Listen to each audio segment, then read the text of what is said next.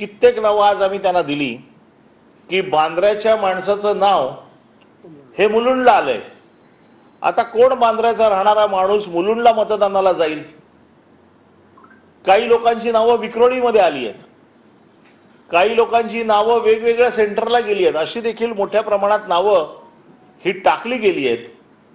आता ही ठरवून टाकली आहेत का हा प्रोसिजरल लॅप्स आहे, याची चौकशी व्हायला पाहिजे, दोषी लोकांवर कारवाई व्हायला पाहिजे।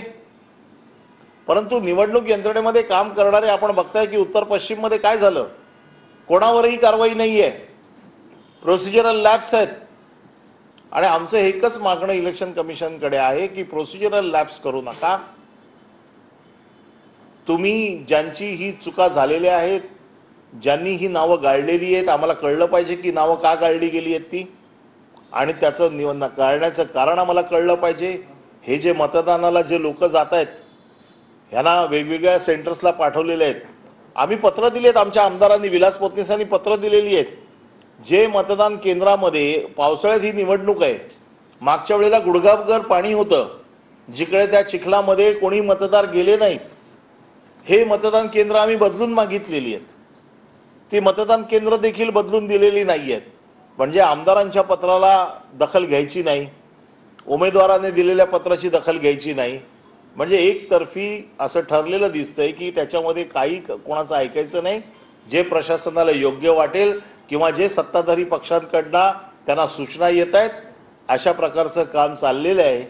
आणि उत्तर पश्चिम सारखं होऊ नये, निवडणूक यंत्रणेने पारदर्शकपणे काम करावं, कुठलाही पक्षपात करू नये, म्हणून आपल्यासमोर आम्ही आलेलो आहे की त्यांचा हा बोंगळ कारभार आहे।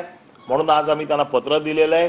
खासदार अनिल देसाई साहेबांच्या नेतृत्वाखाली आम्ही सगळे जाऊन त्यांना भेटलो आणि आमची बाजू त्यांच्याकडे मांडली आहे। जे मतदार आहेत त्यांना इलेक्शन ड्युटी लावलेली आहे,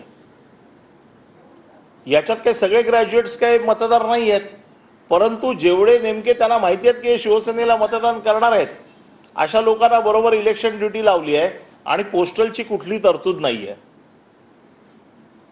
त्यामुळे आमची मागणी आहे की जे कोण आहेत मतदार, किती संख्या असेल त्यांची, जे मतदार आहेत त्यांना कशाला ड्युटी लावताय? त्याच्या व्यतिरिक्त असंख्य मतदार असे आहेत की जे ग्रॅज्युएट्स आहेत, ज्यांना तुम्ही ही ड्युटी लावू शकता, परंतु जाणून बुजून त्यांना ड्युटी लावायची, अशा लोकांना मतदानापासून प्रवृत्त करायचं। आमचे